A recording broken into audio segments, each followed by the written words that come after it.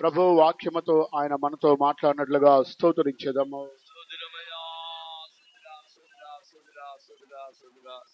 దేవుని వాక్యం చదువుకుందాం. దేవుని వசனத்தை நாம் வாசிப்போம். మొదటి కొరింథీయులకు రాసిన పత్రిక 1 కొరింథీయర్ 11వ అధ్యాయము 11వ అధ్యాయం 26వ వాక్యం చదువుకుందాం. 26వ వచనத்தை వాసిపోం. మీరు ఈ రొట్టెను తిని ఈ పాత్రలోనిది త్రాగునప్పుడెల్లా ప్రభు వచ్చే వరకు ఆయన మరణమును ప్రచురించుతుందురు. దేవునికి స్తోత్రం కలుగునుగాక. దేవునికి స్తోత్రం ఉండాగటం. ఈ యొక్క వాక్యమును అనేక సంవత్సరముల నుండి ప్రభు బల్ల ఆరాధన రోజు తరచుగా ఈ వాక్యమును మనము చదువుకుంటున్నాము. நாம் பல வருடங்களாக கர்த்தருடைய ராப்போஜனத்துக்கு முன்னதாக இந்த ஆரம்ப வசனத்தை நாம் வாசிப்பதுண்டு. ఈ రోజు ఈ యొక్క వాక్యమనే మనం మూల వాక్యముగా తీసుకొని కొన్ని సత్యములు మనము నేర్చుకున్నటకు దేవుడు మనకి సహాయం చేయబోతున్నారు. இன்றைக்கு இந்த வசனத்தை நாம் ஆதாரமாக கொண்டு சில காரியங்களை கற்றுக்கொள்வதற்காக தேவன் நமக்கு கிருபை செய்யட்டும். కొత్త నిబంధన కాలములో అపోస్తలుడైన పౌలు 14 పత్రికలు రచించారు. అయితే వారిలో కొరింథీ సంఘానికి మాత్రమే ఈ ప్రభు బల్ల ఆరాధన గురించి లోతైనటువంటి సత్యములు ఆయన వారికి బయలుపరుచున్నాడు. அப்போஸ்தலனாகிய பவுல் புதிய ஏற்பாட்டிலே 14 புத்தகங்களை எழுதினார். ஆனால் இங்கே கொரிந்திய சபைக்கு மாத்திரமே அவர் கர்த்தருடைய ராப்போஜன பந்தியை குறித்து குறிப்பிட்டார். మిగిలిన రోమా పట్టణస్థులకి ఆయన ఏమీ తెలియపరచలేదు. மற்ற ரோமாபுரியை சேர்ந்தவர்களுக்கு அவர் வெளிப்படுத்தவில்லை. గలతీ ఎఫెసీ సంఘానికి ఆయన ఏమీ తెలియపరచలేదు. கலாத்தியர் எபேசியர் சபைகளுக்கும் அவர் இவ்விதமாக சொல்லவில்லை. ఆ తరువాత అనేక సంఘాలకి కూడా ఆయన ఈ ప్రభు బల్ల ఆరాధన గురించి తెలియపరచలేదు. இன்னும் அநேக சபைகளுக்கும் அவர் கர்த்தருடைய ராப்போஜன பந்தியை குறித்து அவர் சொல்லவில்லை. ఈ కొరింథీ సంఘములో ఉన్నటువంటి విశ్వాసులు వీరు ఆత్మలో బలహీనులుగాను ప్రభు బల్ల ఆరాధన గురించినటువంటి ఒక ప్రకటన లేనివారుగాను లోతైనటువంటి అనుభవం లేనివారుగా ఈ కొరింథీ సంఘస్థులు కనబడుతున్నారు. இந்த கொரிந்திய சபையை சேர்ந்தவர்கள் ஆவிக்குரிய ஜீவியத்திலே அவர்கள் குறைவுபட்டவர்களாய் கர்த்தருடைய ராப்போஜன பந்தியை குறித்து அறியாதவர்களாய் அவர்கள் ஆவிக்குரிய ஜீவியத்தில் காணப்பட்டார்கள். అందువలన వీరికి ప్రభు బల్ల ఆరాధన గురించి ఇక్కడ ఈ 11వ అధ్యాయములో అనేక కార్యములు ప్రభు తెలియపరిచి ఉన్నారు. ஆகையால் அவர்களுக்கு இந்த 11ஆம் அதிகாரத்திலே கர்த்தருடைய ராப்போஜன பந்தியை குறித்து అనేక కార్యங்களை தேவன் வெளிப்படுத்தினார். ఇక్కడ 26వ వాక్యమును మరలా మనం చదువుకున్నట్లయితే இங்கே 26ஆம் வசனத்தை மறுபடியுமாக நாம் வாசிப்போம் என்றால், మీరు ఈ రొట్టెను తిని ఈ పాత్రలోనిది త్రాగునప్పుడెల్లా ప్రభు వచ్చే వరకు ఆయన మరణమును ప్రచురించుదురు. దేవునికి స్తోత్రం కలుగునుగాక. தேவனுக்கு ஸ்தோத்திரம் உண்டாகட்டும். మీరు ఈ రొట్టెని తిని ఈ పాత్రలోనిది త్రాగునప్పుడెల్లా ప్రభు వచ్చు వరకు ఆయన మరణమును ప్రచురించుదురు. நீங்கள் இந்த அப்பத்தை புசித்து அவருடைய பானத்தை பானம் பண்ணி கர்த்தர் வருமளவும் அவருடைய மரணத்தை தெரிவிக்கிறீர்கள். ఆయన యొక్క రొట్టెని తిని ఆయన పాత్రలోనిది త్రాగిన ప్రతివారు ప్రభు వచ్చేంత వరకు ఆయన మరణమును గురించి ప్రచురించుదురు అని రాయబడి ఉన్నది.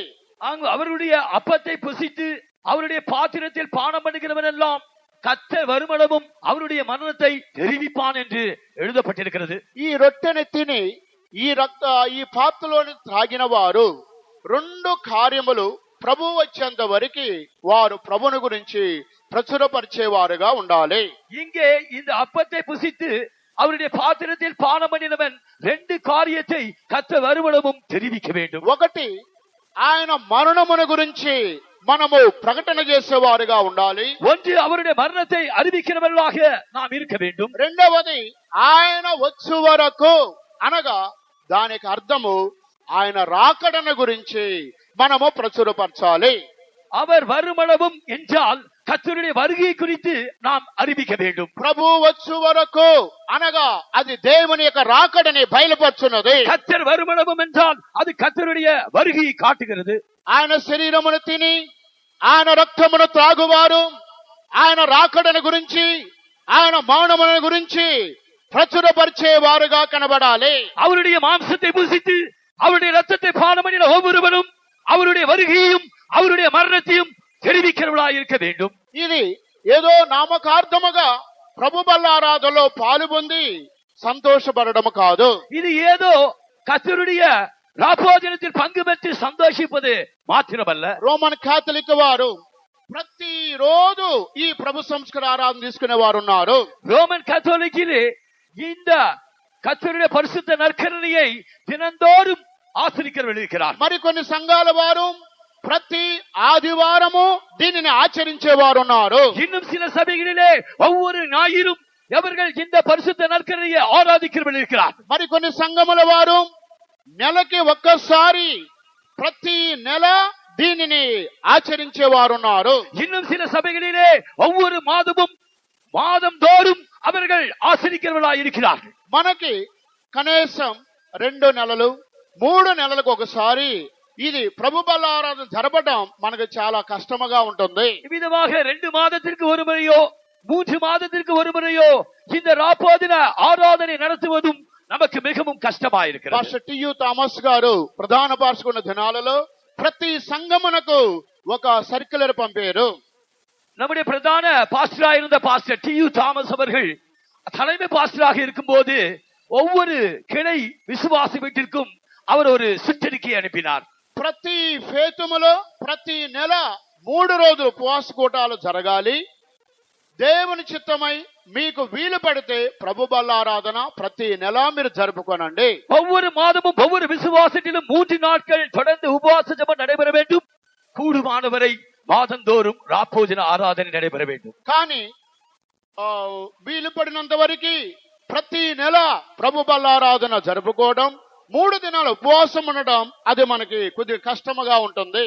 கூடுமானவரை மாதந்தோறும் 3 நாள் உபவாசமும் அதை அடுத்து ராப்போஜன ஆராதனையும் நமக்கு மிகவும் கஷ்டமாயிருந்தது. కానీ బయట నామకార్థ సంఘస్థులు ప్రతిరోజు ప్రతి వారము ప్రతి నెల దీనిని తప్పకుండా ఆచరించేవారు ఉన్నారు. ஆனால் வெளியே உள்ள சபைகளிலே தினந்தோறும் வாரந்தோறும் மாதந்தோறும் இதை ஆசரிக்கிறவர்கள் இருக்கிறார்கள். ఈ ఉదయకాల సమయంలో ఈ రొట్టెని తిని ఈ పాత్రలోని త్రాగు ప్రతివాడు ఆయన వచ్చేంత వరకు ఆయన మరణమును ఆయన రాకడను ప్రచురపరిచేవారుగా ఉండాలి. இந்த காலவேளையிலே அவருடைய அப்பத்தை புசித்து அவருடைய பாத்திரத்திலே பானம் அடிக்கிற ஒவ்வொருவனும் அவருடைய வருகையையும் அவருடைய மரணத்தையும் ஆம் அறிவிக்கிறவர்களாக இருக்க வேண்டும். ఈ ప్రభు బల్ల ఆరాధన ద్వారా ఈ 2 ఆశీర్వాదములు ఇక్కడ రాయబడి ఉన్నవి. இந்த கர்த்தருடைய ராப்போஜன பந்தியின் மூலமாக இந்த 2 ஆசீர்வாதங்கள் குறிப்பிடப்பட்டிருக்கிறது. ఒకటి ఆయన మరణము, రెండవది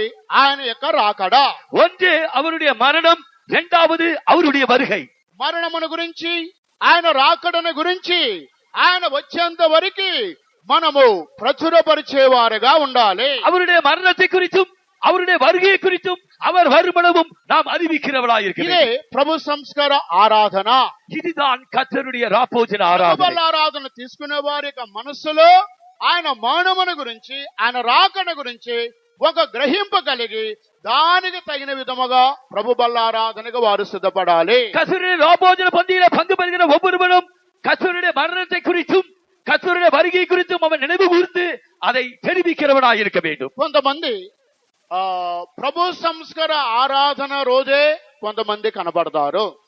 சிலர் இந்த கர்த்தருடைய ராப்போஜன பந்தி இருக்கிற நாளில் மாத்திரம்தான் அவர்கள் సభயிலே காணப்படுவார்கள். లేనట్లయితే శనివారం రాత్రి మాత్రమే వారు కనిపిస్తారు.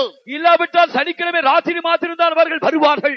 ఇక శుక్రవారం కనబడరు, அவர்கள் வெள்ளிக்கிழமை வரார். ఆ గురువారం కనబడరు, அவர்கள் வியாழக்கிழமையும் வரமாட்டார்கள். మిగిలిన కనిపెట్టి కూటాలలో బైబిల్ స్టడీలలో మిగిలిన ఆరాధనలో కూడా కనబడరు. அவர்கள் மற்ற நாட்களில் உள்ள வேத பாடத்திலும் காத்திருப்பு கூட்டத்திலும் கூட வரமாட்டார்கள். నేను ఒక ఊర్లో సేవ చేసినప్పుడు நான் ஒரு ஊரிலே ஊழியம் செய்யும் போது దాదాపు నేను అప్పుడు చిన్న సంఘములో ఉన్నప్పుడు 3 నెలలు 4 నెలలు ఆ ఊరు వెళ్ళి 4 నెలలు సేవ చేశాను. ఒక విశ్వాసి, ఆ విశ్వాసి ఎవరో 4 నెలల వరకు నాకు తెలియదు. அவ்விதமாக ஒரு ஊரிலே நான் போய் புதிதாக ஊழியம் செய்யும் போது அந்த ஊரிலே ஒரு 4 மாதமாக நான் ஊழியம் செய்து விட்டேன். அந்த ஊரிலே இருக்கிற ஒரு விசுவாசி 4 மாதமாக அவர் யார் என்று எனக்கு ఆ தெரியாது. విశ్వాసుని గురించి ఇంకొక విశ్వాసి నాకు పరిచయం చేశారు. அந்த விசுவாசியை குறித்து இன்னொரு விசுவாசி எனக்கு பரிச்சயம் செய்தார். బ్రదర్ సువర్ణరాజు అనేటువంటి సహోదరుడు మిమ్మల్ని ఎప్పుడైనా కలిశాడా? சகோதரரே, స్వర్ణరాజ్ என்கிறவர் உங்களை எப்போதாவது சந்தித்தாரா? నాకు తెలియదండి అని చెప్పాను. எனக்கு தெரியாது என்று சொன்னேன். మీరు బాగా గుర్తు పెట్టుకోండి, కరెక్ట్ గా రేపు ఆదివారం సంస్కారం కాబట్టి రేపు ఉదయం 8 గంటలకల్లా మీకు కనపడతాడని చెప్పారు. அவர் சொன்னார், நாளைக்கு பரிசுத்த ராபோஜன ஆராதனை இருப்பதினால் நீங்க நன்றாக நினைவு வைத்துக் கொள்ளுங்கள், சரியாக காலை 8 மணிக்கு அவர் இங்கே இருப்பார் என்றார். కరెక్ట్ గా ఆ విశ్వాసి చెప్పినట్టుగానే ఈ విశ్వాసి 8 గంటలకి టిప్ టాప్ గా బ్రష్ అయ్యి వైట్ ప్యాంట్ వైట్ షర్ట్ వేసి ஆராதனைக்கு వచ్చాడు. அவ்விதமாக அந்த விசுவாசி சொன்ன வண்ணமாகவே இந்த விசுவாசியும் கூட காலை 8 மணிக்கு சரியாக டிப் டாப்பாக వైట్ అండ్ వైటిல் அவர் வந்து நின்றார். అప్పుడు నేను నిజంగా ఆ సహోదరుడు చెప్పింది సత్యమే అని నమ్మాను. அப்பொழுது அந்த சகோதரன் சொன்னது சரிதான் என்று நான் ఆ விசுவாசித்தேன். తర్వాత పిలిచి అడిగినప్పుడు మీ పేరేంటండి, మీ ఊరేంటి, ఎందుకు వచ్చారంటే బ్రదర్ ఈరోజు ప్రభు బల్ల ఆరాధన కదా అందుకే వచ్చానని చెబుతున్నా. அப்பொழுது உங்களுடைய பேர் என்ன, உங்களுடைய ஊர் என்ன என்று நாங்கள் அவரை விசாரித்த போது அவர் சொன்னார், இன்றைக்கு பரிசுத்த ராபோஜனம் அல்லவா, ஆகையால் தான் வந்தேன் என்றார். కనుక అదే విధముగా మన యొక్క విశాఖపట్నం సంఘములో సహోదరుల మధ్యలో అనేక మంది శనివారం రోజే కనబడే విశ్వాసులు ఉన్నారు. அவ்விதமாக இந்த விசாகப்பட்டினத்திலே நம்முடைய சபையிலே சகோதரிகள் பக்கத்திலும் சகோதரர் பக்கத்திலும் சனிக்கிழமை இரவு மாத்திரம் வருகிறவர்கள் என்றும் இருக்கிறார். లేనట్లయితే కొంతమంది ఆదివారం ఉదయం మాత్రమే కనబడుతున్నారు. இல்லாவிட்டால் சிலர் ஞாயிற்றுக்கிழமை காலை மாத்திரம் தான் காணப்படுவார்கள். దేనికి కార్యాన్ని తెలియపరుస్తున్నాను, எதற்காக இந்த காரியத்தை நான் சொல்லுகிறேன்? ప్రభు సంస్కార ఆరాధన అంటే నీట్ గా తయారయ్యి డ్రెస్ వేసుకొని ఆదివారం వచ్చి పరిశుద్ధంగా భక్తితో ఆయన రొట్టె ఆయన రక్తం త్రాగితే ఇక పరలోకం వెళతామని వారి యొక్క ఆలోచన.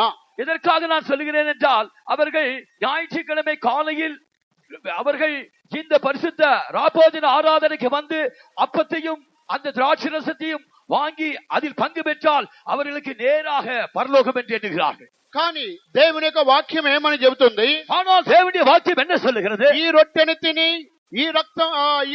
తిని ఈ పాత్రలోని త్రాగువాడు ఆయన మానవుని గురించి ఆయన రాకడని గురించి ప్రచురపరిచేవారుగా ఉండాలి. ஆனால் இந்த அப்பத்தையும் இந்த பாத்திரத்திலே பானம் பண்ணுகிறதையும் அவன் செய்து கர்த்தர் வருமளவும் அவருடைய வருகையும் மரணத்தையும் தெரிவிக்கிறவனாயிருக்கிறான். యేసు క్రీస్తు యొక్క మరణమును రాకడను దానిని ధ్యానించి అనుభవపూర్వకముగా జీవించేవారే ఈ ప్రభు బల్లారాధనలో పాలు పొందాలి. இயேசு கிறிஸ்துவுடைய மரணத்தையும் அவருடைய வருகையும் அறிவித்து அனுபவபூர்வமாக அதை செய்கிறவன் தான் இந்த ராபோஜனத்திலே பங்கு பெற வேண்டும். యేసు క్రీస్తు మరణాన్ని తలంచుకుండగా ఆయన రాకడని ధ్యానించుకుండగా ప్రభు బల్లారాధనలో పాలు పొందినట్లయితే ఏ ప్రయోజనము లేదు. கர்த்தராகிய இயேசு கிறிஸ்துவுடைய மரணத்தையும் அவருடைய வருகையும் நினைவு கூறாமல் நீ ராபோஜனத்தில் பங்கு பெறுவாயானால் உனக்கு எந்த பிரயோஜனமும் இல்லை. అందువల్ల పౌలు కొరింథీ సంఘానికి తెలియపరుస్తున్నారు, ஆகையால் தான் அப்போஸ்தலன் பவுல் கொரிந்தியர் சபைக்கு எழுதுகிறார், ఈ రొట్టెని తిని ఈ పాత్రలోని త్రాగువాడు ఆయన వచ్చేంత వరకు ఆయన రాకడను ఆయన మరణమును ప్రచురపరిచేవారిగా ఉండాలి. இந்த அப்பத்தை புசித்து இந்த பாத்திரத்திலே பானம் பண்ணுகிறவன் கர்த்தர் வருமளவும் அவருடைய மரணத்தையும் அவருடைய வருகையும் தெரிவிக்க வேண்டும். అది రొట్టె కదా ద్రాక్షారసమే కదని చీపుగా తలంచి తీసుకున్నట్లయితే అది మీకు ఆశీర్వాదము కానే కాదు. ஒருவேளை இது அப்பந்தானே, இது திராட்சரசம் தானே என்று அலட்சியமாக நீ பங்கு பெறுவாயானால் அது உனக்கு ஆசீர்வாதமாய். వారికి ఉపవాసములు అలవాటు లేదు, அவர்களுக்கு உபவாசிப்பது பழக்கமில்லை, శుద్ధీకరణ లేదు, அவர்களுக்கு சுத்திகரிப்பு ఏ ప్రార్థన లేదు, எந்த ஜெபமும் இல்லை. కానీ రొట్టె ద్రాక్షారసం మాత్రం కావాలి. ஆனால் அவர்களுக்கு அப்பமும் திராட்சரசமும் தேவை. వారు డ్యూటీలు వాళ్ళు చేసుకోవాలి, அவர்கள் டியூட்டி அவர்கள் செய்ய வேண்டும், వారు పనులు వాళ్ళు చేసుకోవాలి. அவருடைய வேலையை அவர்கள் செய்து கொள்ள வேண்டும். మెల్లగా చల్లగా నా ప్రక్కకు వచ్చి కూర్చొని బ్రదర్ గారండి డ్యూటీలు వెళ్ళాము సెలవు దొరకలేదు రేపు పర్మిషన్ ఇస్తారా అని నా చెవులు ఊతారు. அவ்விதமாக மெதுவாக அவர்கள் என்னுடைய அருகாமையில் வந்து உட்கார்ந்து என்ற செவியிலே எனக்கு லீவு கிடைக்கவில்லை, நான் ராபோஜனத்தில் பங்கு பெறலாமா என்று கேட்பார். దేవునికి స్తోత్రం కలగాక. தேவனுக்கு ஸ்தோத்திரம் உண்டாகட்டும். దేనికి ఉపవాసం ఉండడానికి ఇష్టపడరు, డ్యూటీలు సెలవు పెట్టడానికి ఇష్టపడరు, దేనికి వారు ఛాయిస్ ఎవరు, కానీ ప్రభు బల్ల ఆరాధన మాత్రం కావాలి. அவர்கள் உபவாசிப்பதற்கு ஆயத்தமாக இருக்க மாட்டார்கள், அவர்கள் வேலைக்கும் லீவு போட மாட்டார்கள், ஆனால் ராபோஜன பந்தியிலே அவர்கள் பங்கு பெற வேண்டும். అన్ని జరిగిపోతానే ఉండాలి, ప్రభు బల్ల ఆరాధన కూడా ఇది పిల్లప్ అయిపోవాలి. அவர்கள் எல்லாவற்றையும் செய்து கொண்டே போக வேண்டும், இதுவும் கூட நடந்தேற வேண்டும். ప్రియమైన సహోదరి సహోదరుడా, பிரியமான சகோதரனே ఈ சகோதரியே, రొట్టెని తిని ఈ పాత్రలోని త్రాగి ప్రతివాడు ఆయన మౌనమును గురించి ఆయన రాకడ గురించి ప్రచురపరచాలి. இந்த அப்பத்தையும் இந்த பாத்திரத்திலே பானம் பண்ணுகிறதையும் செய்கிறவன் அவன் கர்த்தர் வருமளவும் அவருடைய மரணத்தையும் வருகையும் தெரிவிக்க ఈ வேண்டும். ప్రభు బల్ల ఆరాధనలో ఈ రెండు ఆశీర్వాదములు ఉన్నవి. இந்த ராப்போஜன ஆராதனையிலே இந்த రెండు ஆசீர்வாதங்கள் உண்டு. ఒకటి మరణము, రెండవది ఆయన రాకడా. ஒன்றாவது அவருடைய மரணம், இரண்டாவது அவருடைய வருகை.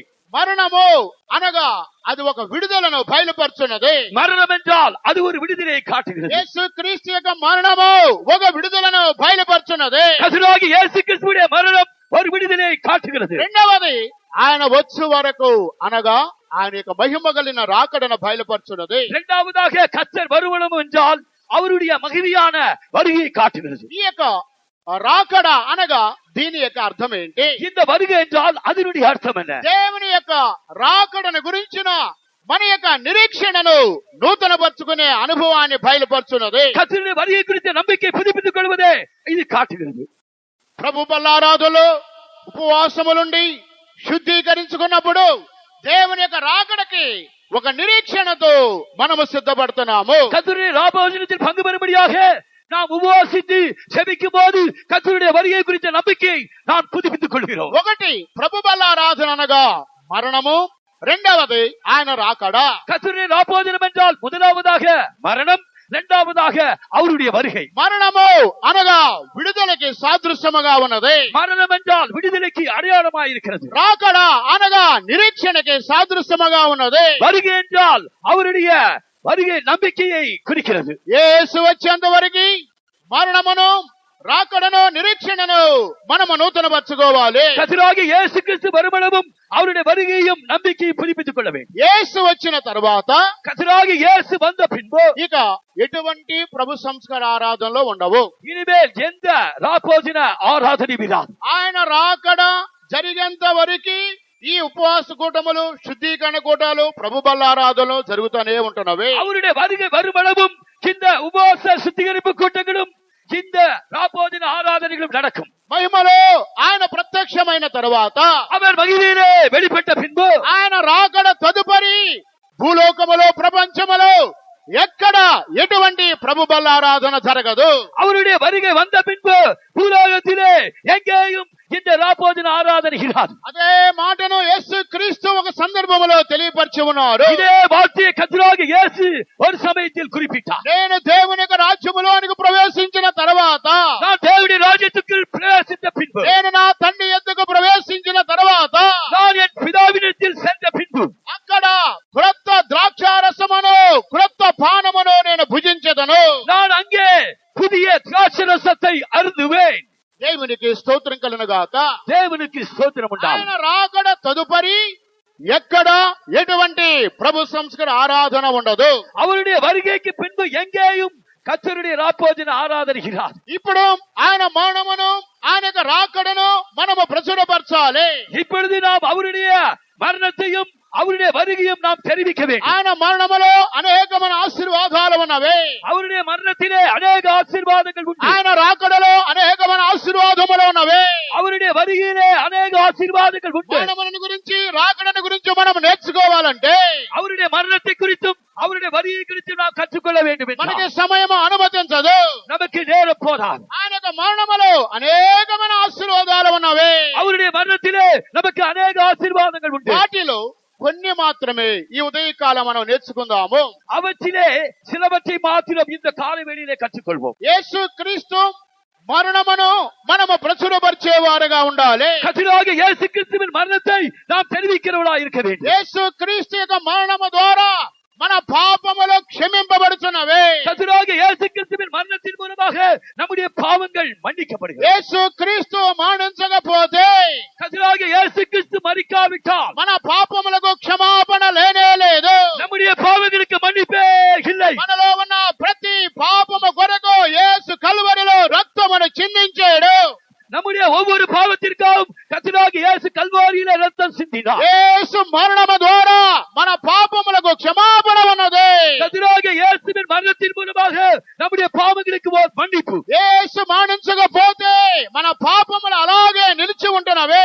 ஒருவேளை கர்த்தராக இயேசு மரிக்காவிட்டால் நம்முடைய பாவங்கள் அப்படியே நிற்கும். యేసు కల్వారి మరణము ద్వారా మన పాపములకు క్షమాపణ ఉన్నది. கர்த்தராக இயேசுவின் கல்வாரி மரணத்தின் மூலமாக நம்முடைய பாவங்களுக்கு ஒரு பாவ மன்னிப்பு உண்டு. రోమిలికి రాసిన పత్రిక 9:5-9 చదవండి.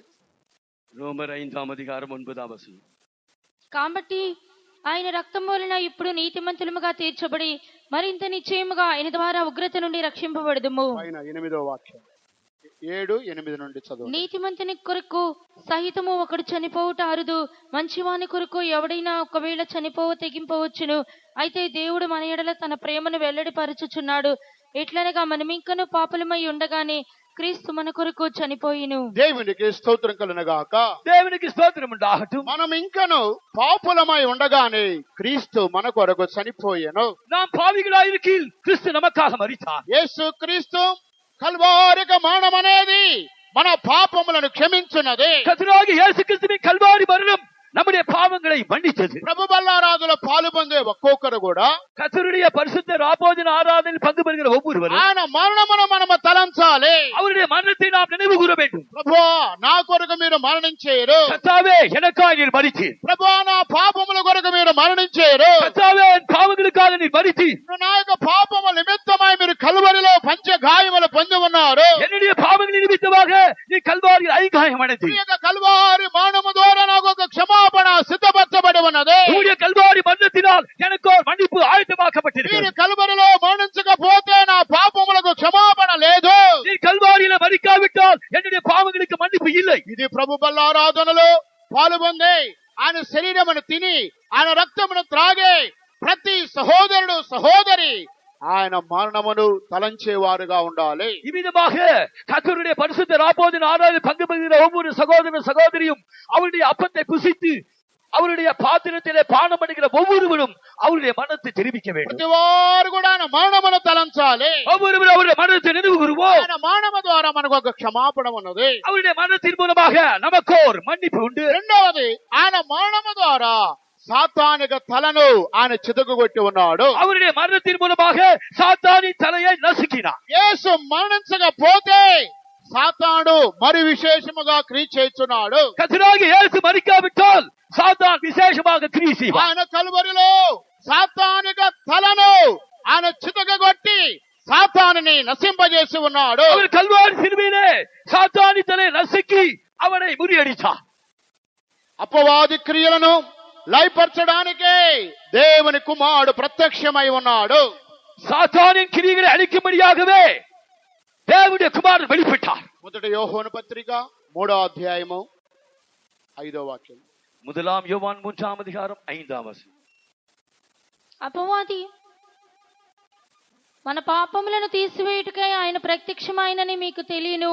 ఆయన యందు 8వ. అపవాది మొదటి నుండి పాపము చేయుచున్నాడు కనుక పాపము చేయువాడు అపవాది సంబంధి. అపవాది యొక్క క్రియలను లయపరచుటకే దేవుని కుమారుడు ప్రత్యక్షమాయెను. మొదటి యోహోను పత్రిక 3వ అధ్యాయము 8వ వాక్యము. అపవాది క్రియలు లయపరచడానికి దేవుని కుమారుడు ప్రత్యక్షమై ఉన్నాడు. பிசாசின் கிரியைகளை அழிக்கும்படிக்கே தேவனுடைய குமாரன் வெளிப்பட்டார். సాతానిక తలను చితకగొట్టి నిమిత్తమై దేవుని కుమారుడు ప్రత్యక్షమై ఉన్నాడు. சாத்தானின் தலையை நசுக்கும்படியாக தேவகுமாரன் வெளிப்பட்டார். రోమా 16:20లో ఆ వాక్యం రాయబడి ఉన్నది. ரோமர் 16:20 எழுதப்பட்டிருக்கிறது. రోమా 16:20. సమాధానకర్తయగు దేవుడు సాతానును మీ కాళ్ల క్రింద శీఘ్రముగా చితుకు త్రొక్కించును. దేవునికి స్తోత్రం కలుగునుగాక. தேவனுக்கு ஸ்தோத்திரம் உண்டாகட்டும். సమాధానకర్త దేవుడు సాతానుని మీ కాళ్ళ కింద శీఘ్రముగా చితకదొక్కించును. சமாதானத்தை தேவன் தாமே சீக்கிரமாய் சாத்தானின் தலையை உங்கள் காலின் கீழே நசுக்கினார். యేసు కల్వారి మరణము ద్వారా సాతాను తలను చితకగొట్టి ఉన్నాడు. கர்த்தராகிய இயேசு கல்வாரி மரணத்தின் மூலமாக பிசாசின் தலையை அவர் நசுக்கி போட்டார். ఒకవేళ యేసు మరణించకపోతే, ஒருவேளை இயேசு மரிக்காவிட்டால் సాతానిక క్రియలు మనము భరించేవారము కాము. இந்த பிசாசுடைய கிரியை நம்மால் தாங்க முடியாது. ఇప్పుడే అనేక శోధనలు, నిందలు, అవమానములు వీటిని భరించలేకపోతున్నాము. இப்பொழுதே நமக்கு வருகிற சோதனைகள், போராட்டங்கள், நிந்தைகள், அவமானங்களை நாம் தாங்க கூடாமல் போகிறோம். అనేకమైన శాపములు, రోగములు, వ్యాధులను భరించలేకపోతున్నాము. அநேக விதமான சாபங்கள், ரோகங்கள், வியாதிகள் நாம் தாங்க முடியாது. ప్రతి సమస్యకు కారకుడు దుష్టుడైంటున్నాడు. ஒவ்வொரு பிரச்சனைக்கும் ఆధారం పొల్లాగన్. అందువలన దేవుడు కల్వరిలో ఆయన మరణము ద్వారా సాతాను తలను చితకగొట్టి ఉన్నాడు.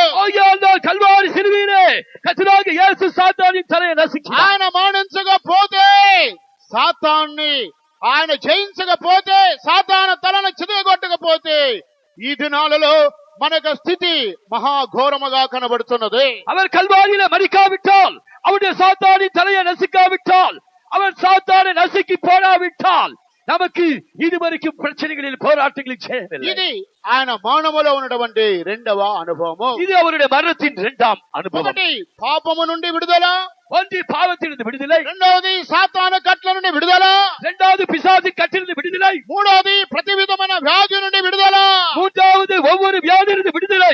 యేసు మరణము ద్వారా మనకు ఒక స్వస్థత ఉన్నది. இயேசுவின் மரணத்தின் மூலமாக நமக்கு ஒரு சுகமாகுது உண்டு. యేసు మరణము ద్వారా మనకు ఒక విడుదల ఉన్నది. இயேசுவின் மரணத்தின் மூலமாக நமக்கு ஒரு விடுதலை உண்டு. యెషయా గ్రంథం 53వ అధ్యాయం 5వ వాక్యానికి వచ్చినట్లయితే, ஏசாயா 53వ அதிகாரம் 5వ వచనத்துக்கு வருவோம் என்றால், మన అతిక్రమ క్రియలను బట్టి అతడు గాయపరచబడిను, మన దోషములను బట్టి నలుగుగొట్టబడిను, మన సమాధానార్థమైన శిక్ష అతని మీద పడిను. దేవునికి స్తోత్రం కలుగును గాక. தேவனுக்கு ஸ்தோத்திரம் உண்டாகட்டும். మన రోగములను ఆయన భరించెను అని రాయబడి ఉన్నది. நம்முடைய நோய்களை அவர் சுமந்தார் என்று எழுதப்பட்டிருக்கிறது. నిశ్చయముగా ఆయన మన రోగములను భరించి ఉన్నాడు. மெய்யாகவே அவர் நம்முடைய நோய்களை சுமந்தார். యేసు కల్వరిలో మరణించాడు కాబట్టి ఈ రోజు మనము మంచి ఆరోగ్యముతో జీవించడానికి ప్రభు యొక్క మరణము మనకు సహాయంగా ఉన్నది. கர்த்தராகிய இயேசு கல்வாரியில் மரித்ததினால் இன்று நல்ல சுகமான ஆரோக்கியத்தோடு நாம் இருக்கிறோம். ఆయన ఆరోగ్యవంతమైన దేహమును కల్వరిలో మన వ్యాధుల కొరకు ఆయన ప్రాణమును ధారపోసి ఉన్నాడు. அவர் தம்முடைய ஆரோக்கியமான சரீரத்தை நம்முடைய சுகத்திற்காக அவர் கல்வாரியிலே ஊற்றினார். నీవు నేను మంచి ఆరోగ్యముగా ఉండే నిమిత్తమై ఆరోగ్యవంతమైన యేసు తన దేహమును కల్వరిలో ఆయన మరణించి ఉన్నాడు. உனக்கும் எனக்கும் சுகமான ஆரோக்கியத்தை தரும்படியாக ஆரோக்கியமான தமது சரீரத்தை கல்வாரி சிலுவையிலே அவர் సమర్పించాர். ఒకవేళ యేసు కల్వరిలో మరణించకపోతే, ஒருவேளை கல்வாரியிலே இயேசு மரிக்காவிட்டார், ఈ దినాలలో ఇటువంటి ఆరోగ్యముతో మనము జీవించలేము. చిన్నారిலே இப்படிப்பட்ட ஆரோக்கியத்தோடு நான் ஜீவிப்பதில்லை. యేసు కల్వరిలో రోగుల కొరకు మరణించాడు. இயேசு கல்வாரியிலே வியாதிகளுக்காக மரித்தார். అయినప్పటికీ అనేక మంది పలు విధమైన వ్యాధులు, రోగములు, పలు విధమైన ఆయాసములు, పలు విధమైన వ్యాధుల చేత వారు పీడింపబడుతున్నారు. என்றாலும் இந்நாளிலே அநேகர் பலவிதமான வியாதிகளினாலும் பலகீனங்களினாலும் இழுப்புகளினாலும் அவர்கள் பாதிக்கப்படுகிறார். కానీ యేసుక్రీస్తు కల్వారి మరణము ద్వారా మనకి మంచి స్వస్థత, ఆరోగ్యమును దేవుడు అనుగ్రహించబోతున్నాడు. ஆனால் கர்த்தராகிய இயேசு கிறிஸ்துவின் கல்வாரி மரணத்தின் மூலமாக நல்ல சுகமான ஆரோக்கியத்தை தேவன் நமக்கு தருவார். అందువల్ల ప్రభు బల్ల ఆరాధనలో ఆయన మరణమును మనము తలంచేవారుగా ఉండాలి. ஆகையால் தான் கர்த்தருடைய ராப்போஜன பந்தியிலே அவருடைய மரணத்தை நாம் நினைவு கூறுவோம். ఆయన మరణము ద్వారా పాపము నుండి ఒక విడుదల మనకు ఉన్నది. அவருடைய மரணத்தின் மூலமாக பாவத்திலிருந்து நமக்கு விடுதலை. రెండవది సాతాను కట్ల నుండి మనకు విడుదల ఉన్నది. இரண்டாவது சாத்தானின் கட்டுகளிலிருந்து நமக்கு ஒரு விடுதலை. మూడవది ప్రతి విధమైన వ్యాధి నుండి మనకు విడుదల ఉన్నది. மூன்றாவதாக ஒவ்வொரு வியாதியிலிருந்து நமக்கு ஒரு விடுதலை. నాలుగవదిగా చూచినట్లయితే, நான்காவதாக பார்க்கும்போது ఆయన మరణము ద్వారా నీతిమంతులుగా మనము మారగలుగుతున్నాము. அவருடைய மரணத்தின் மூலமாக நாம் நீதிமான்களாக தீர்க்கப்படுகிறோம். రోమిలికి రాసిన పత్రిక 4వ అధ్యాయము 25వ వాక్యం. ரோமர் 4:25. ఆయన మన అపరాధముల నిమిత్తము అప్పగింపబడి మనము నీతిమంతులుగా తీర్చబడుటకై లేపబడిను. దేవునికి స్తోత్రం కలుగును గాక.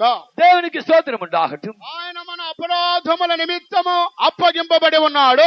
அவர் நம்முடைய அக்கிரமங்களின் நிமித்தம் அவர் ஒப்பு கொடுக்கப்பட்டார். మనము నీతిమంతులుగా తీర్చబడి నిమిత్తమై ఆయన ఆయన తిరిగి లేపబడి ఉన్నాడు. நாம் நீதிமான்களாக தீர்க்கப்படும்படியாக அவர் மறுபடியும் எழுப்பப்பட்டார். యేసు క్రీస్తు రక్తము ద్వారా మనం ఇప్పుడు నీతిమంతులుగా మార్చబడి ఉన్నాము. கர்த்தராகிய இயேசு கிறிஸ்துவின் ரத்தத்தின் மூலமாக நாம் இப்பொழுது நீதிமான்களாய் தீர்க்கப்பட்டோம். రోమా 5:9కి మనం వచ్చినట్లయితే ரோமர் 5:9க்கு வருவோம் என்றால் యేసు యొక్క రక్తము ద్వారా మనం నీతిమంతులుగా తీర్చబడి ఉన్నాము. கர்த்தராகிய இயேசு கிறிஸ்து சிந்தின ரத்தத்தின் மூலமாக நீதிமான்களாக்கப்பட்டோம். ఆయన కలువరిలో రక్తమును చిందించి మన కొరకు మరణించి ఉన్నాడు. அவர் கல்வாரியிலே தமது ரத்தத்தை சிந்தி நமக்காக மரித்தார். ఆయన మరణం అనేది మన ఒక్కొక్కరిని నీతిమంతుడిగా మార్చి ఉన్నది. அவருடைய மரணம் நம் ஒவ்வொருவரையும் நீதிமான்களாக்கிற்று. ఆయన మరణం మన ఒక్కొక్కరిని పరిశుద్ధులుగా మార్చి ఉన్నది.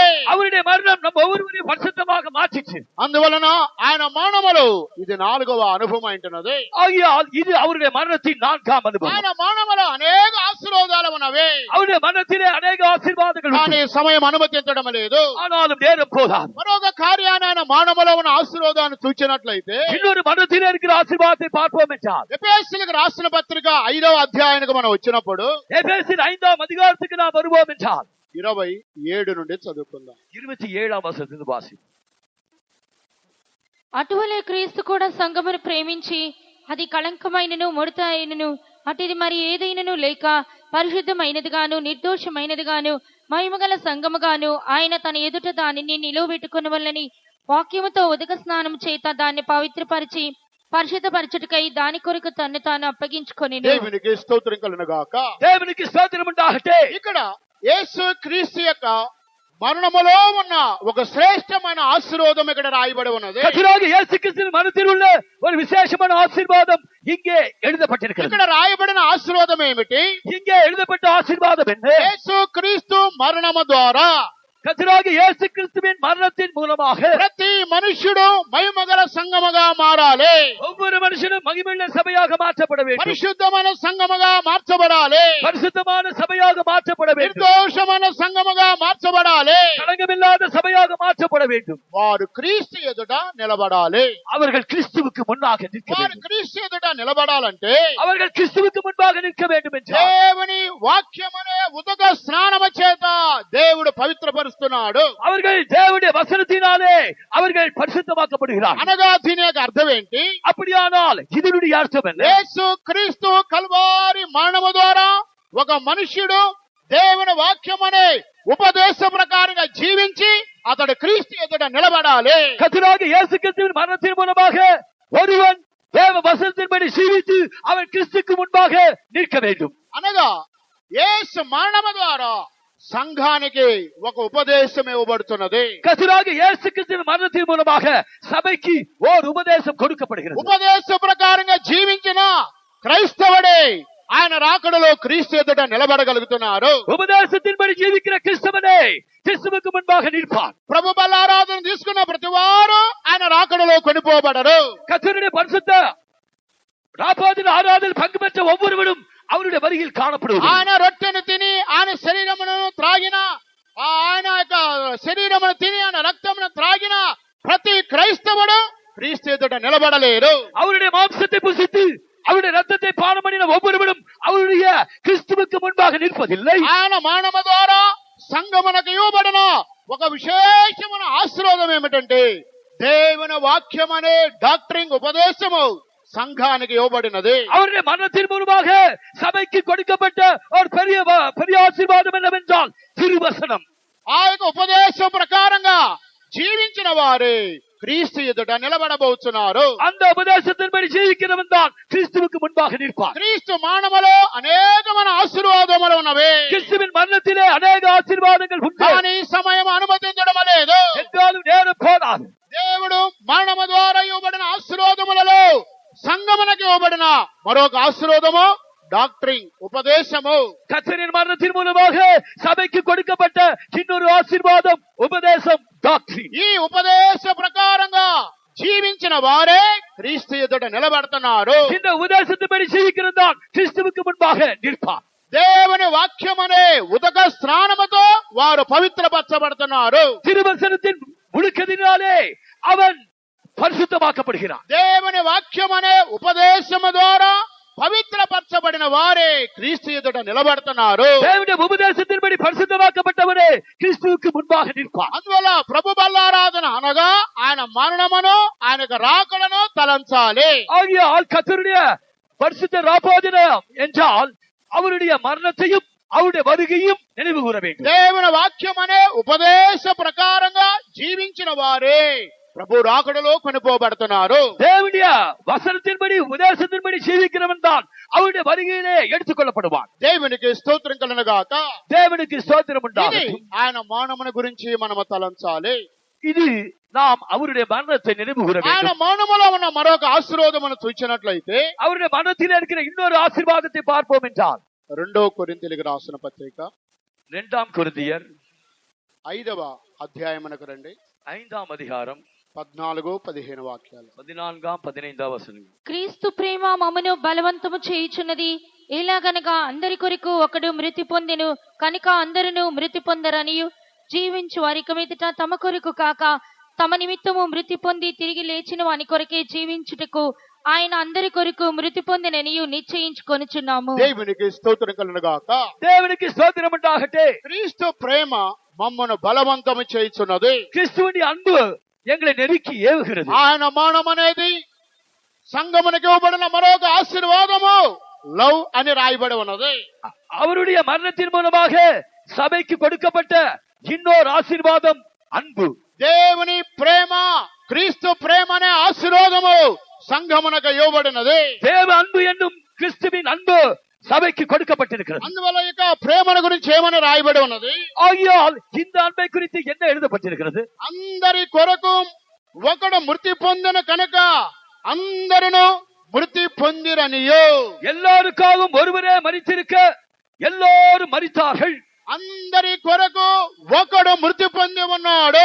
எல்லாருக்காகவும் ஒருவர் மரித்தார். యేసు కల్వరిలో మనుషులందరి కొరకు ఎప్పుడైతే మరణించాడు, கர்த்தராகிய இயேசு மனிதர் எல்லாருக்காகவும் எப்போது கல்வாரியில் மரித்தாரோ 2000 సంవత్సరాల క్రితమే అందరి కొరకు యేసు కల్వరిలో మరణించాడు. 2000 ஆண்டுகளுக்கு முன்னதாகவே கல்வாரியிலே இயேசு மரித்தார்.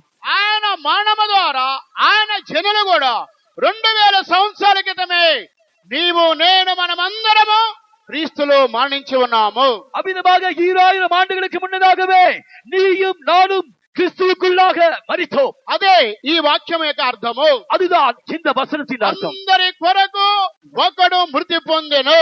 எல்லாருக்காகவும் ஒருவர் மரித்தார். అందరూ మృతి పొందిరనియో అని రాయబడి ఉన్నది. எல்லாரும் மரித்தார்கள் என்று எழுதப்பட்டிருக்கிறது. మనం ఎప్పుడు మృతి నొందేమో, நாம் எப்பொழுது மரித்தோம்? మన యేసు ఎప్పుడైతే 2000 సంవత్సరాల క్రితం మృతి నొంది ఉన్నాడో, நம்முடைய இயேசு 2000 ஆண்டுகளுக்கு முன்னதாக எப்பொழுது மரித்தாரோ నీవు నేను కూడా అప్పుడే మనమందరము మృతి నొందిన వారంగా కనబడుతున్నాము. நீயும் நானும் அப்பொழுதே மரித்தவர்களாய் இருக்கிறோம். ఇది ఏ విధంగా? இது எவ்விதமாக?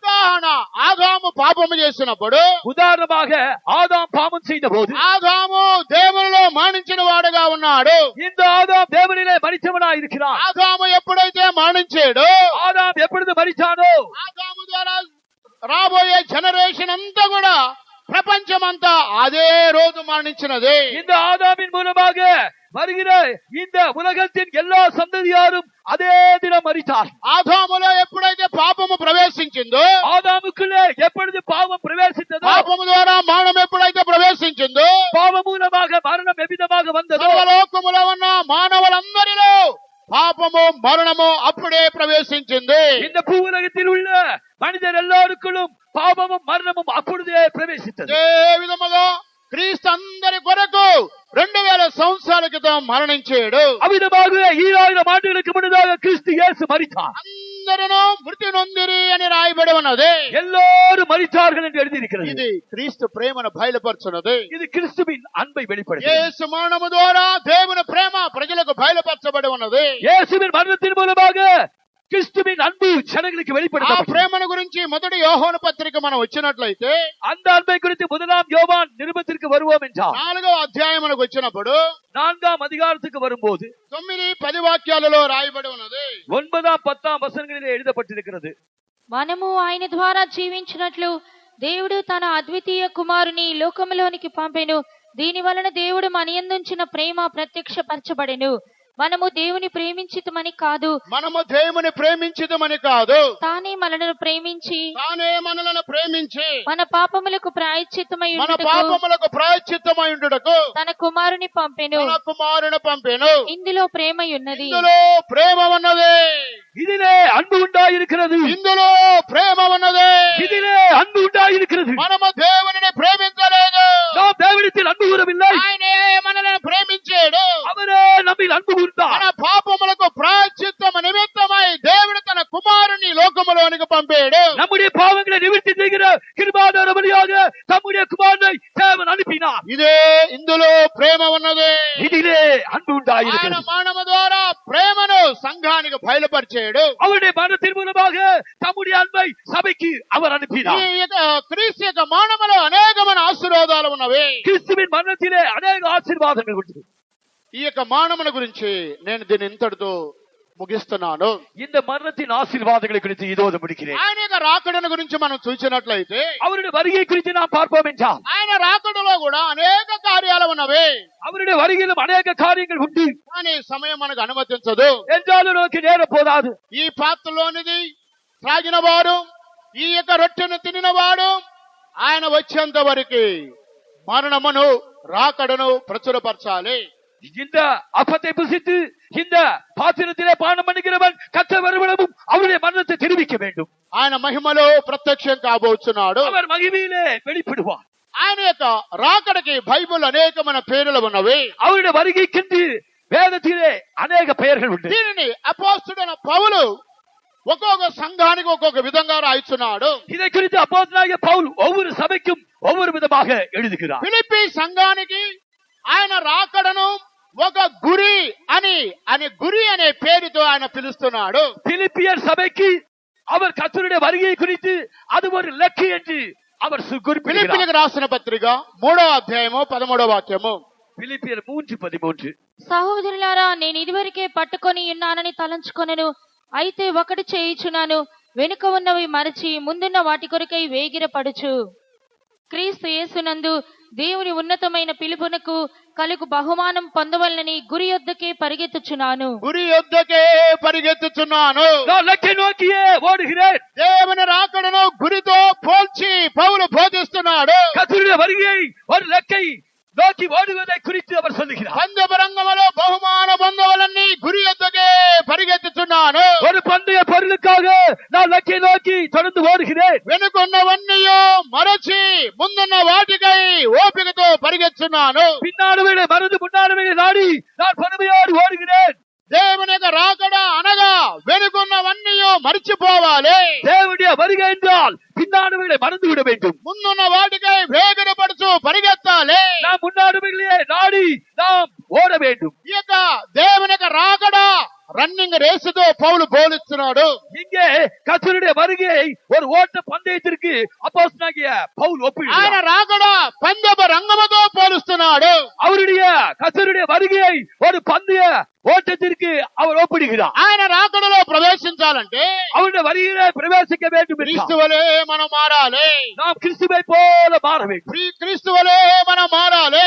நாம் கிறிஸ்துவோடு மாற మన வேண்டும். జీవితంలో ప్రతిరోజు ఒక మార్పు కనబడాలి. நம்முடைய ஜீவித்திலே ஒவ்வொரு நாளும் ஒரு மாறுதல் காணப்பட வேண்டும். ప్రతిరోజు ఒక మార్పు మన జీవితంలో కనబడాలి. ஒவ்வொரு நாளும் நம்முடைய ஜீவித்திலே ஒரு மாறுதல் காணப்பட வேண்டும். ఇదే క్రైస్తవ జీవితం యొక్క విశేషమైన అనుభవము. இதுதான் கிறிஸ்தவ ஜீவியத்தின் விசேஷம். మన జీవితంలో మార్పు లేనట్లయితే நம்முடைய ஜீவித்தில் ஒரு மாறுதல் இல்லை என்றால் ఆ గురి యొద్దకు మనము పరిగెత్తలేము. அந்த இலக்கை நோக்கி நாம் ஓட முடியாது. పౌలు చెబుతున్నాడు, వెనుకున్నవన్నీయో నేను మర్చిపోతున్నాను. பவுல் சொல்லுகிறார், பின்னாடுகளை மறந்து గురి యొద్దకే నేను పరిగెత్తున్నాను. இலக்கை நோக்கியே ஓடுகிறேன். బహుమాన పొందు నిమిత్తమై పరిగెత్తున్నాను. பந்தய பொருளை பெருமடியாக ஓடுகிறேன். ఆయన రాకడ గురించి ఒక నిరీక్షణ మనలో ఉండాలి. அவருடைய வருகை குறித்த ஒரு நம்பிக்கை நம்மிலே இருக்க ఒకటి வேண்டும். యోహాను పత్రిక 3వ అధ్యాయానికి మనం వచ్చినట్లయితే முதலாம் யோவான் 3ஆம் அதிகாரத்துக்கு வருவோம் என்றால் ఇక్కడ ఒక నిరీక్షణ గురించి రాయబడి ఉన్నది. இங்கேயும் ஒரு நம்பிக்கை குறித்து எழுதப்பட்டிருக்கிறது.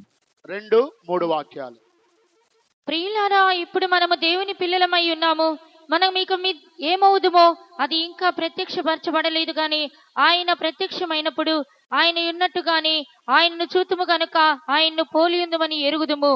ఆయన యందు ఈ నిరీక్షణ పెట్టుకొనిన ప్రతి వాడును ఆయన పవిత్రుడై ఉన్నట్టుగా తన్ను పవిత్రునిగా చేసుకొనెను. దేవునికి స్తోత్రం కలుగును గాక. దేవునికి స్తోత్రం ఉండాలంటే ఇక్కడ రాయబడి ఉన్నది, మనమక ఏమవుదామో అది ఇంకనూ ప్రత్యక్షపరచబడలేదు. நாம் இனி எவ்விதமாய் இருப்போம் என்று இன்னும் வெளிப்படவில்லை.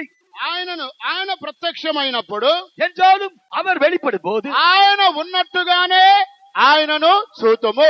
அவர் இருக்கிற வண்ணமாகவே நாம் அவரை தரிசிப்போம். అప్పుడు మన జీవితంలో ప్రతిరోజు ఒక మార్పు కనబడాలి. அப்படியானால் நம்முடைய ஜீவியத்திலே ஒவ்வொரு நாளும் ஒவ்வொரு மாறுதல் காணப்பட வேண்டும். ఆయన ప్రత్యక్షమైనప్పుడు ఆయన ఉన్నట్టుగానే ఆయనను చూతుము.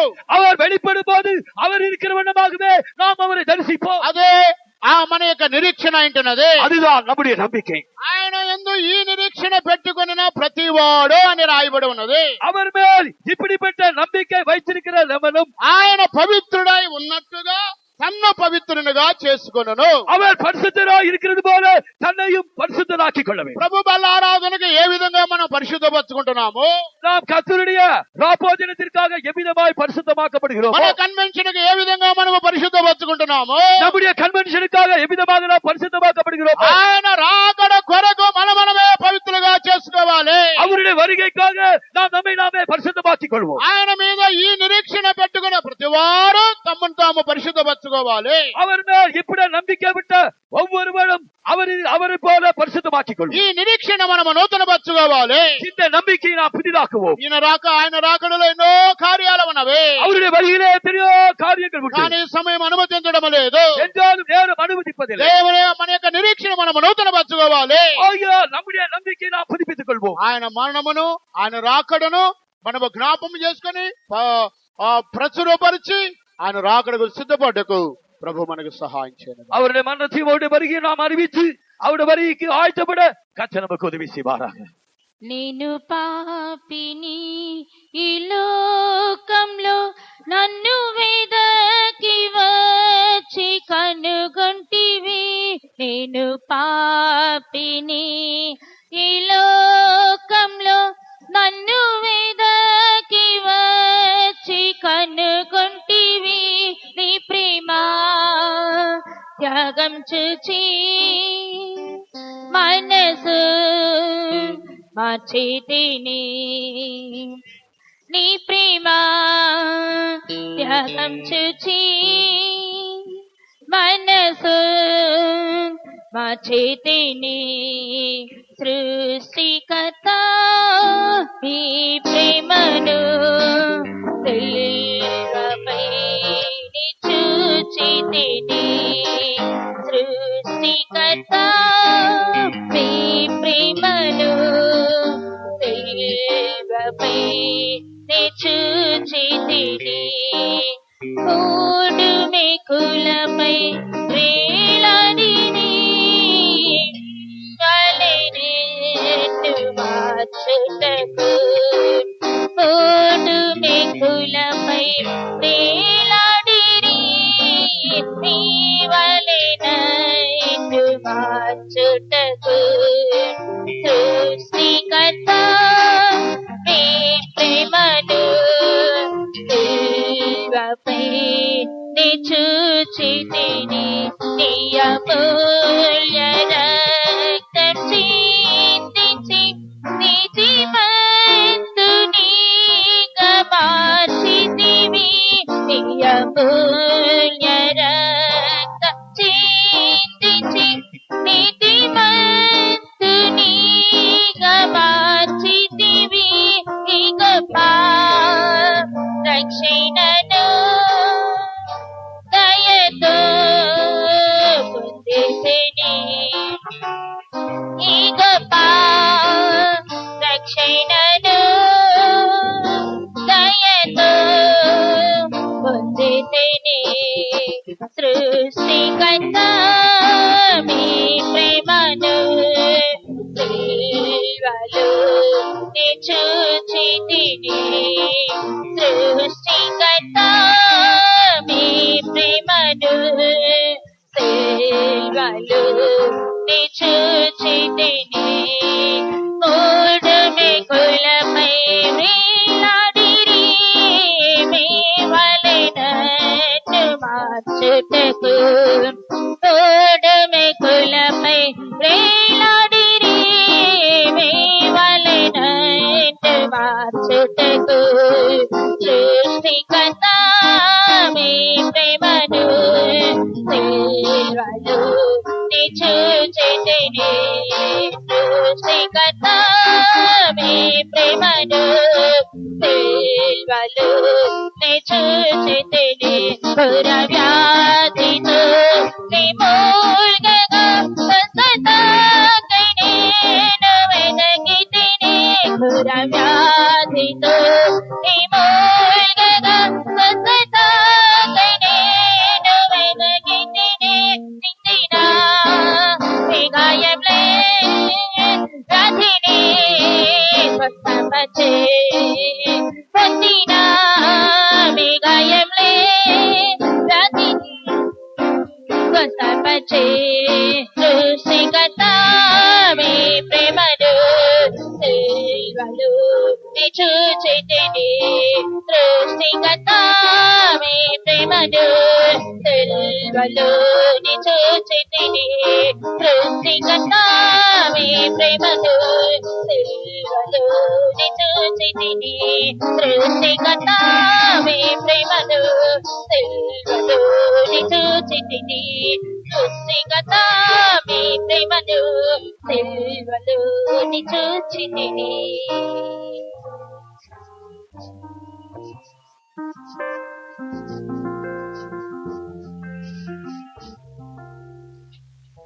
Praise the Lord, praise the Lord, praise the Lord, praise the Lord. మన కూటములన్నీ దేవుడు గురువారం నుండి ఈ రోజు వరకు అన్ని కూటములు ఆస్వాదించిన దయకొరకై స్తోత్రించదము.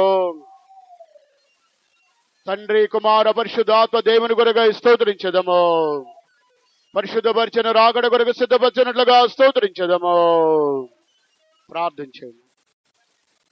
ప్రభువా మీ యొక్క పరిశుద్ధ పాదములకు కృతజ్ఞతాస్తుతులు చెల్లించున్నాం.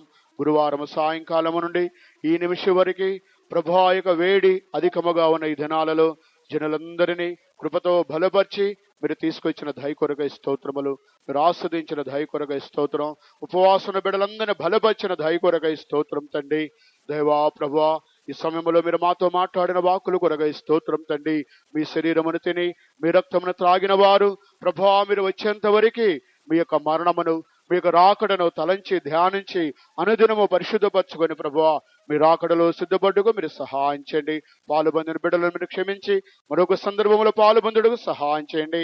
మా ముందున్న ఊరేగింపులను ఆస్వాదించండి ప్రభువా. కన్వెన్షన్ మీరు ఆస్వాదించమని మీ రాకడ కొరకు సిద్ధపరచమని యేసుక్రీస్తు నామమున నడుచున్నాం తండ్రి, ఆమె. మన ప్రభు అయినటువంటి యేసుక్రీస్తు కృపయు తండ్రి అయిన దేవుని యొక్క ప్రేమయు పరిశుద్ధాత్మిక సహవాసము ఇప్పుడు ఎల్లప్పుడు ప్రభు రాకడ వరకు మనందరికి తోడైనను గాక.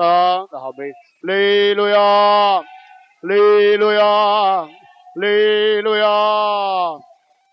అందరికీ స్తోత్రం.